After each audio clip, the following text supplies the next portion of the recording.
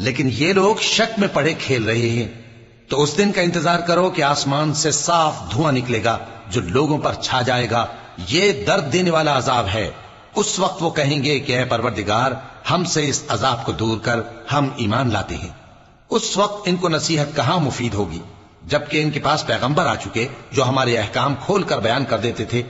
پھر انہوں نے ان سے منہ پھیر لیا اور کہنے لگے، یہ تو سکھایا پڑھایا ہوا ہے، دیوانہ ہے، ہم تو تھوڑے دنوں عذاب ٹال دیتے ہیں مگر تم پھر کفر کرنے لگتے ہو۔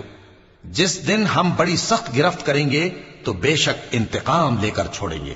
اور ان سے پہلے ہم نے قوم فرعون کی آزمائش کی اور ان کے پاس ایک عالی قدر پیغمبر آئے جنہوں نے یہ کہا کہ اللہ کے بندوں یعنی بنی اسرائیل کو میرے حوالے کر دو، میں تمہارا امانت دار پیغمبر ہوں، اور اللہ کے سامنے سرکشی نہ کرو، میں تمہارے پاس کھلی دلیل لے کر آیا ہوں، اور اس بات سے کہ تم مجھے سنسار کرو میں اپنے اور تمہارے پروردگار کی پناہ لے چکا ہوں، اور اگر مجھ پر ایمان نہیں لاتے تو مجھ سے الگ ہو جاؤ۔